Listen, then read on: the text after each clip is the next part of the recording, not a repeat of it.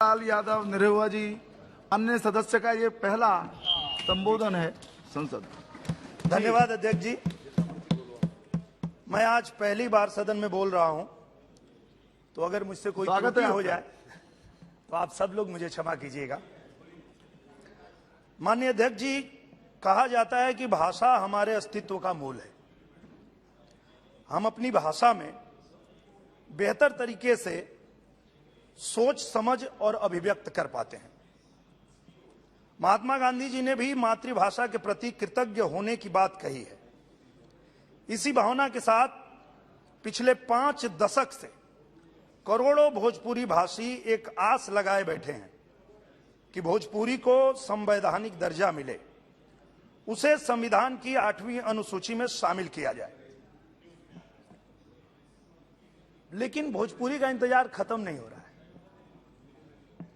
कभी तो भाषा के भेद का पाठ पढ़ाकर, तो कभी नियमों की अस्पष्टता का हवाला देकर भोजपुरी भाषियों की मांग पूरी नहीं होने दी गई।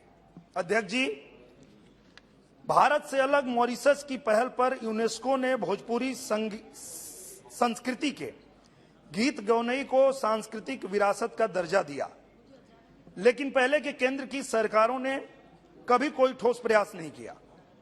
मोदी जी की सरकार ने सकारात्मक पहल करते हुए केंद्रीय संस्कृति मंत्रालय ने भोजपुरी फिल्म समारोह का आयोजन किया, जिसके लिए मोदी सरकार जी का करोड़ों भोजपुरी भाषी हृदय से धन्यवाद करते हैं। सभी जानते हैं कि भोजपुरी भाषा की यह लड़ाई 1967 से जारी है। 1960 में पहली बार इसके लिए बिल लाया गया। तब से अब तक संसद में इसे लेकर 18 प्राइवेट मेंबर बिल भी आ चुके हैं। कई आंदोलन भी हुए।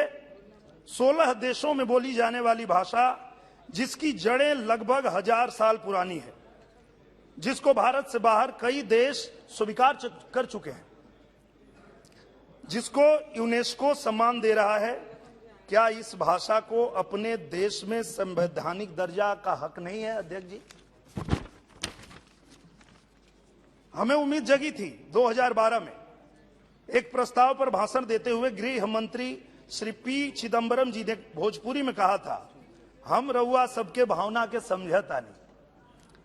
हम मानसून सेशन में भोजपुरी को मान्यता देने के लिए बिल लाएंगे, लेकिन तत्कालीन सरकार ने हमारी उम्मीदों पर पानी फेर दिया। अध्यक्ष जी, तत्कालीन गृह मंत्री ने सदन में आश्वासन देकर अपने बात से पीछे हट गए और भोजपुरी के सम्मान के लिए उन्होंने कुछ नहीं किया।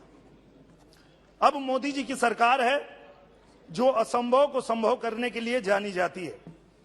मुझे पूरा विश्वास है कि अब तक जो संभव नहीं हो पाया वो मोदी जी की सरकार में जरूर संभव होगा। हमारी भोजपुरी को संवैधानिक दर्जा मोदी सरकार में अवश्य मिलेगा। माननीय अध्यक्ष जी, हमें पूरा भरोसा है कि सदन मेरी बातों को गंभीरता से विचार करेगा। आपने मुझे इतना समय दिया और सम्मानित सदस्य साथियों ने सुना, इसके लिए मैं सभी का बहुत बहुत आभार व्यक्त करता हूं। जय भारत, जय भोजपुरी।